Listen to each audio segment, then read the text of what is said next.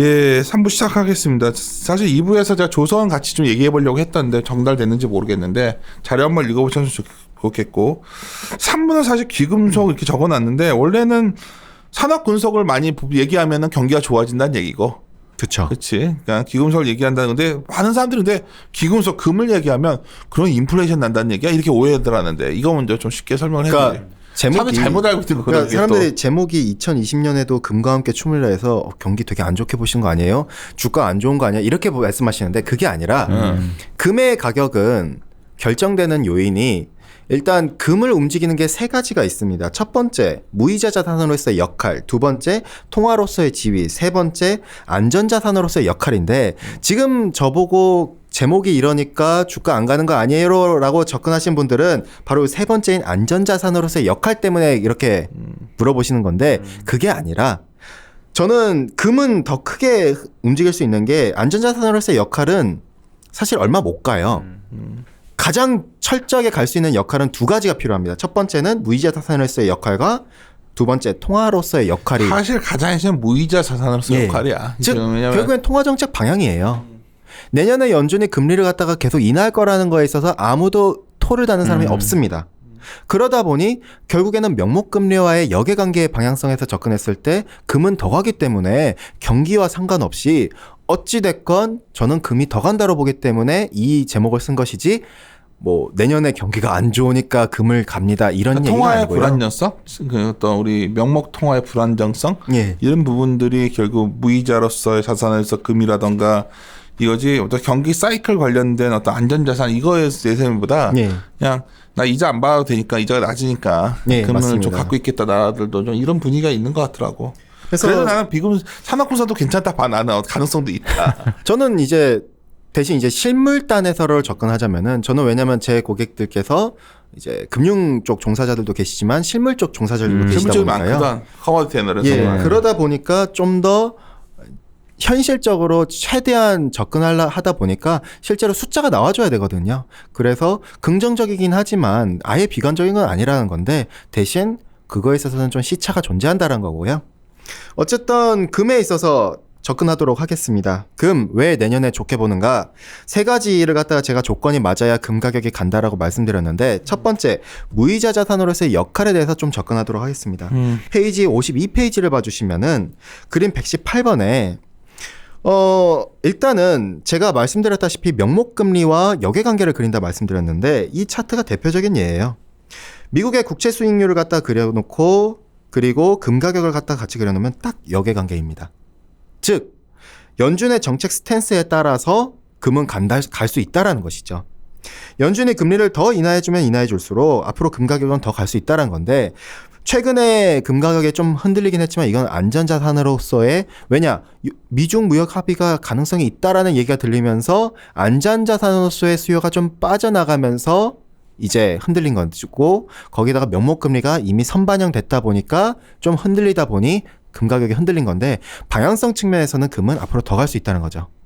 결국에는 정책금리는 더 인하될 것이고 기대 인플레이션을 감안한다면은 그렇게 된다라면은 명목금리는 앞으로 그거에 맞춰서 계속 선반영하면서 내려가고 금은 이거와 동행하면서 역으로 동행하겠죠. 역으로 동행하면서 더 간다는 것이고 금 가격은 최대 간다면은 1750까지도 갈 수 있다라고 보고 있습니다.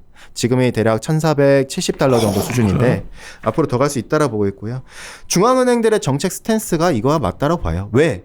중앙은행들은 그럴 수밖에 없죠. 그림 120번에 봐주시면은 최근에 중국이나 러시아, 일본, 인도, 최근에 독일마저도 몇 년 만에 금을 갖다 보유를 늘렸다라 하는데 전세적으로 다 금을 늘리고 있어. 그래서 그림 120번에 봐주시면 이유는 분명해요. 결국엔 무이자 자산으로서의 역할이거든요. 그러니까 채권 수익률 자체가 낮아지니까 채권이 너무 버블이거든. 그러니까 지금 금 사버리는 거거든. 그러니까 당연히 금을 살 수밖에 없는 논리가 형성되는 거죠. 미국채 버블 아니야? 수치면서 미국채 너무 비싸잖아. 뭐 그럴 수도 있긴 하겠죠. 근데 그 다음에 또 중요한 거는 두 번째, 통화로서의 지위입니다. 금은 통화로서의 기능도 가지고 있어요. 고대부터.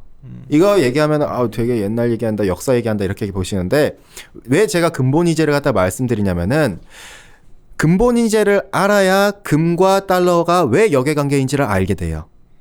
다 알아 그거는. 근데 이제 이 정도 다 알아 이거. 근데 간혹가다 물어보시는 분들이 계시더라고요. 그래서 네. 결국에는 금본위제가 폐지된 이후로 금과 달러화는 역외관계를 갖게 됐습니다. 달러화가 금의 통화로서의 지위를 뺏게 되면서요. 다만 금이 이제 더 갈 수 있는 조건은 달러화가 약해지고 달러화의 통화로서의 기능이 금이 뺏어갔을 경우에죠. 그렇기 때문에 역외관계인데 그림 124번에 봐주시면 최근에 조금 이상해요. 금이 이상하게 달러화랑 같이 갔었거든요. 이게 왜 그러면은 이게 어떤 데에서 막 이렇게 얘기하더라고요. 뭐 뉴노멀이다. 뭐 새로운 시대가 열린 것이다. 막 이렇게 접근하시네. 말도 안 된다고 저는 보고 있고요. 왜냐면은 밑에 차트를 봐주시면은 이유는 심플합니다. MSCI 월드에서 논 US 미국을 제외한 글로벌 지수와 S&P 500 즉 미국의 S&P 500의 상대 성과를 갖다가 지수화로 해가지고 그리면은 달러화와 역축으로 그리면 똑같은 방향을 갑니다. 즉 이 말 즉슨 사실상 투자자들이 작년이랑 올해 경기가 둔화됐었을 때 자금들이 안전자산인 또는 무이자 자산인 금에도 가고 글로벌에서 상대적으로 경기가 좋은 미국으로 가면서 생긴 결과물이라는 거죠. 그러니까 달러화랑 금이 같이 갔던 거지. 사실상 근데 연준이 최근에 금리를 인하한다는 거는 더 이상 미국이 소비로서의 주체를 갖다 역할을 제대로 해주기 어렵다는 걸 의미하거든요. 미국만이 혼자 이제 소비하기가 버거우니까 금리를 인하한 거거든요.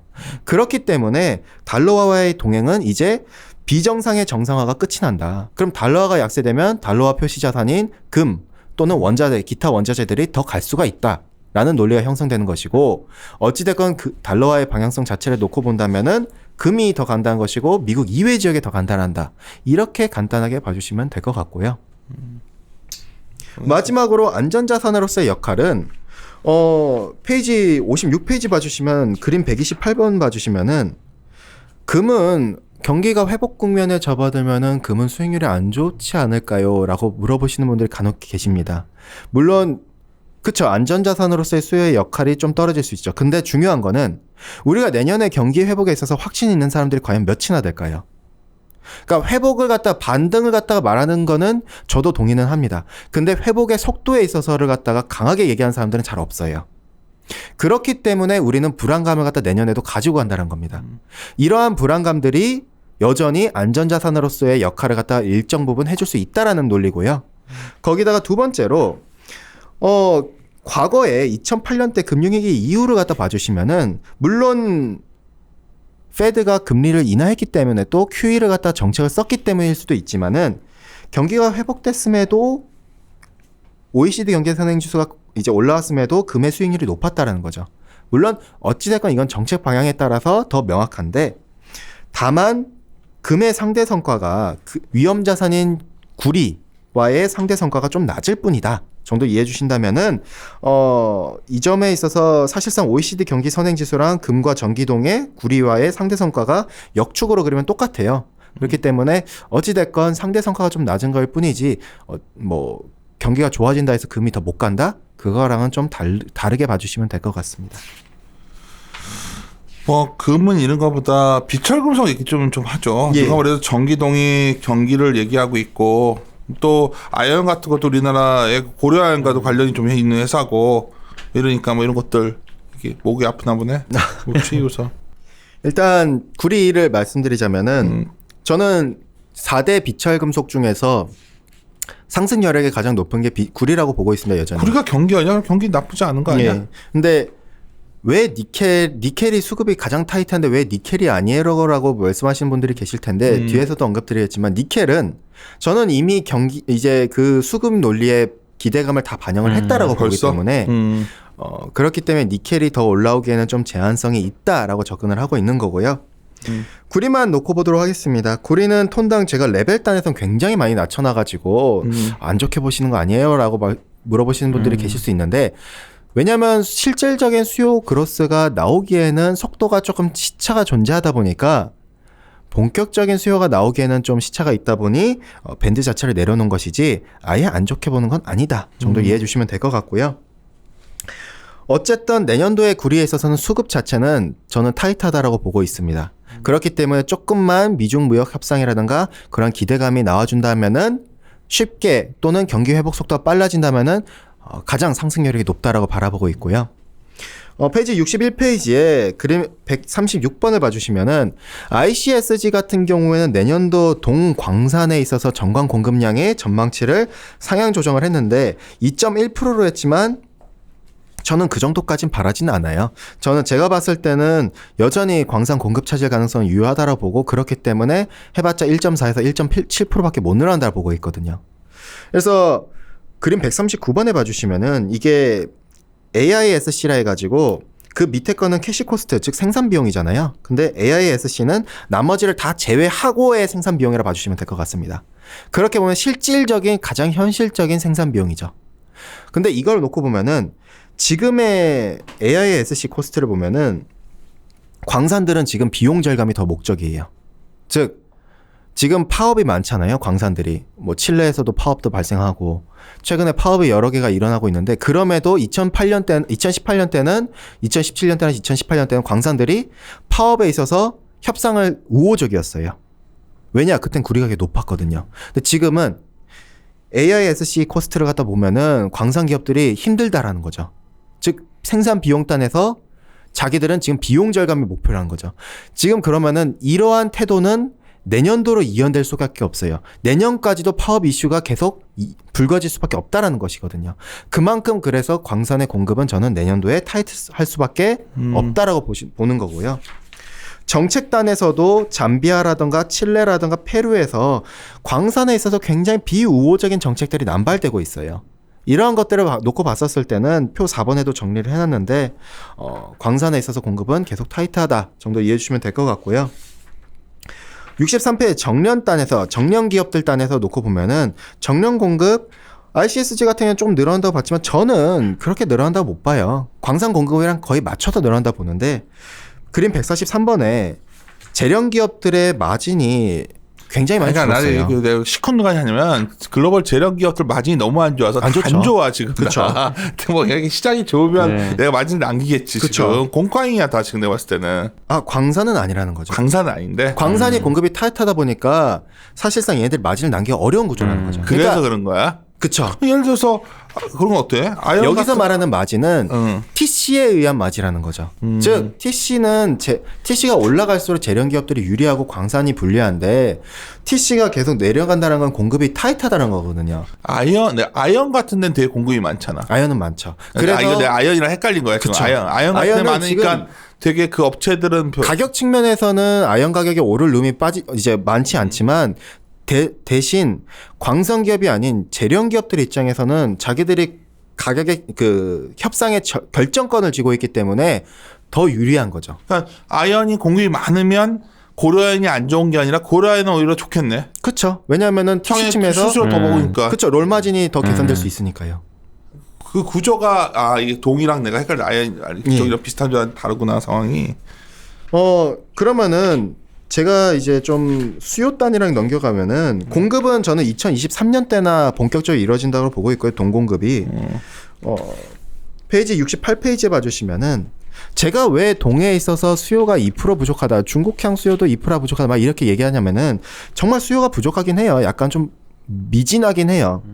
그림 155번 봐주시면은 중국 쪽에서는 감세를 갖다 통해했음에도 불구하고 수입 마진이 빠졌어요. 최근에. 왜냐? 부동산에 있어서 틀어 막아놓으니까 부동산 쪽에 수요가 빠지니까요. 그림 156번에 봐주시면은 결국 부동산이 빠지면 관련 수요들이 가전기기 수요들이 빠질 수밖에 없어요. 그림 157번에 미국의 건설 경기는 그나마 좀 긍정적이긴 한데 그림 158번처럼 미국의 전력 플랜트에 있어서 그로스는 조금 제한적이다. 그렇게 본다면은 사실상 수요가 그렇게 긍정적이진 못하다라고 보면은 공급도 타이트한데 수요는 그렇게까지는 이제 긍정적이지 못하면은 수급이 약간의 수요 우위가 있다. 그럼 여기서 긍정적인 기대감이 약간만 주더라도 가격이 튈 수 있는 룸은 존재하긴 한다. 라는 식의 접근 때문에 가격의 밴드, 즉 상단을 열어놨다고 봐주시면 될 것 같습니다. 오히려 제가 봤을 때 이제 아까 이제 금 얘기해 주셨잖아요. 그러니까 금이 그러니까 만약에 내년도 경기가 이렇게 좀 전망이 조금은 나아지는데 그래도 좀 불확실한 상황이면 그냥 구리보다는 사실 금에 베팅하는 게 더 현명한 건가요? 그러니까 원자재 4대 원자재에서 자산 배분을 갖다 하자면요. 금이 좀 더 각광받을 수밖에 없는 이유는 그건 것 같아요. 왜냐면 확실한 정책 방향. 자꾸만 경기 좀 돈다고 하니까 막 미철이 엄청 좋아질 건 소재가 얘기하는데 소재 산업시장 구조를 보면 기업들이 이렇게 확 좋아질 수 있는 상황은 아닌 것 같아요. 많이 좀 어려운 부분들이 있죠. 그래서 우리나라 아무래도 아연이랑 좀 연관되는 부분들이 많다 보니까 아연으로 잠깐 좀 짚고 넘어가자면은 아연은 관심이 있지. 78페이지 봐주시면은 아연 저는 레벨단에서 가격 밴드는 여전히 좀 낮은 수준이라 보고 있습니다. 근데 가격이 레벨이 좀 낮을 수밖에 없는 이유는 수요가 개선된다 하더라도 공급이 원체 많다 보니 어쩔 수 없다는 거죠. 물론 뭐 일부에서는 나이스타라고 고려아연 이후에 글로벌 2위의 재련 기업인 나이스타가 등장하면은 조금 뭐 모를 수도 있다 뭐 이렇게 얘기를 하는데 저는 모르겠어요. 그거는 관심이 없고 중요한 거는 매크로 따져서 전반적인 공급과 전반적인 수요만 놓고 보자 이거죠. 일부 기업만 놓고 볼 게 아니라요. 그래서 보면은 79페이지에 보면은 그림 184번에 어쨌든 과거와 같은 공급이 감산이 없이는 아연 가격이 오르기는 어렵습니다. 공급은 늘어나요. 그림 185번에 봐주시면은 글로벌 공급의 1위가 중국이거든요. 근데 중국과 수입산 정관 간의 가격 스프레드가 앞으로 저는 역전될 수 있다는 거죠. 수입산이 더 싸질 수 있다는 거죠. 왜냐? 다음 페이지 봐주시면은 중국은 공급이 좀 줄어드는 추세예요. 약간. 그림 186번에 봐주시면은 중국이 작년 8월인가요? 그때부터 노천 광산에 대한 규제 때문에 소형 광산들이 타격을 받고 있어요. 그래서 소형 아연 광산에 대한 가동률이 좀 둔화됐거든요. 그렇게 함으로써 그림 187번처럼 중국 쪽의 광산의 신규 캐파가 아연 정광 신규 캐파가 좀 많이 높은 편은 아니에요. 근데 중국 이외 지역이 문제라는 거죠. 그림 188번을 봐주시면은 LME 아연 가격의 그리 추이가 있고 캐시코스트라에서 생산 비용이죠. 90분위에 해당되는 광산들의 생산 비용이 있고 75분위에 해당되는 광산들의 생산 비용이 있어요. 지금의 가격을 갖다 놓고 보면은 감산을 할 이유가 없어요. 광산들은. 왜냐? 과거의 감산은 어땠냐면은 2009년도와 2015년도 때 감산이 이루어졌거든요. 2015년 때는 우리가 대표적으로 아는 글렌코어가 감산을 해줬습니다. 왜냐? 그때는 아연 가격이 75분위에 해당되는 광산들의 생산 비용까지도 위협을 받았었거든요. 그러다 보니 가격이 많이 내려오면서 감산을 결정한 건데 지금의 가격 측면에서는 이유가 없어요. 감산을 할. 그러다 보니 그림 189번처럼 중국 이외 지역 같은 경우는 63.2만 톤 이상에 되는 광산 공급이 늘어날 수 있다는 것이죠. 내년도에. 그렇게 되면 그림 190번처럼 아연 기업들 측면에서는 광산 공급이 늘어나니 TC의 상승 여력은 더 올라가요. 내년도 아마 분명 벤치마크 TC 협상에 있어서 더 재련 기업들이 우호적일 겁니다. 나이스타가 저렇게 뒤로 물러나 있다 보니까 아무래도 이제 글로벌 1위 기업인 고려아연 측면에서는 좀 더 TC의 협상 주도권이 더 높겠죠. 광산 기업보다. 그러다 보니 그림 190번처럼 광산의 공급이 높다 보니 재련의 롤마진은 더 한층 개선될 수 있는 여지가 있다라는 것이고요. 그런데 중요한 건 가격만 놓고 보면 수요가 문제입니다. 아연은 대부분이 도금형 수요예요. 즉 인프라나 건설이나 자동차에 들어가는 도금에 들어가는 수요거든요. 그러다 보니 철강의 수요랑 동일하게 갑니다. 그래서 철강의 수요가 중요한데 그러면은 철강의 생산량이 많아지면은 아연의 수요가 좋아져요. 그러면은 철강의 생산이 올라갈 수 있는 환경이 돼야 되는데 그게 바로 철강석 가격일 텐데 81페이지에 그림 194번을 봐주시면은 최근에 연초 때 브라질 댐 붕괴 사건 때문에 발레가 공급 차질을 겪었다가 최근에 어느 정도 회복되는 수순을 밟고 있습니다. 호주의 베로니카 영향도 해소됐고 일부 공급 차질 영향도 해소됐고 리오틴토 같은 경우는 내년도에 공급 가이던스를 상향 조정을 했거든요. 그러면은 사실상 철광석 공급이 많아지니까 철강 생산에 있어서도 우호적인 시장이잖아요. 왜냐? 그림 195번처럼 롤마진이 개선될 수 있으니까요. 철강석 가격 자체가 빠질 수 있으니까요. 철강 기업들한테는 롤마진이 개선될 수 있으니 좋은 겁니다. 근데 문제는 수요죠. 그러니까 그림 196번에 중국만 하더라도 대부분의 섹터들이 좀 철강과 연관된 대부분의 섹터들이 좀 부진하긴 해요. 특히 건설 쪽은요. 그럴 수밖에 없죠. 규제가 들어갔다 보니. 그림 197번을 봐주시면은 수요는 분명 개선되긴 하지만 이제 좀 미진한 부분들, 즉 2% 부족한 수요들을 갖다가 감안한다면은 철강의 수요는 그렇게까지 크게 기대하기는 좀 어려울 수 있다라고 볼 수가 있겠고요. 그러한 관점에서 접근한다면은 아연 도금형 수요 역시도 그렇게까지 우리가 기대하기에는 좀 제한적이지 않겠는가. 저는 그렇게 좀 접근한다고 봐주시면 될 것 같습니다. 되게 시큰둥하게 듣고 있으니까 나 관심 갖는 거는 사실 이 자료에서 혹시 일반 투자자분들에만 그 마지막에 그 어플랜딕스 좀 봤으면 좋겠어요. 그 ETF 쫙 나오는데 ETF. 예를 들어서 그 뭐죠? PAL 팔라듐 네, ETF. 팔라듐이 요즘 날라가죠. 날린 거. 날금도 그렇고요. 팔라듐에 대해서 내가 공부해서 알고 있어. 익스포저 원하면 사실상 유일한 선택이 이 ETF예요. 그러니까 이런 투자가 굉장히 많이들 돼 있고 또 금과은이 아까 말했는데 금과은도 뭐 가서 금 무슨 그걸 사느니 네. ETF 사시면 되거든요. 그래서 SLV 같은 것들 그쵸. 있잖아. ETF 보면 그런 거 쫙 정리돼 있으니까 한번 보셨으면 네네. 좋겠고.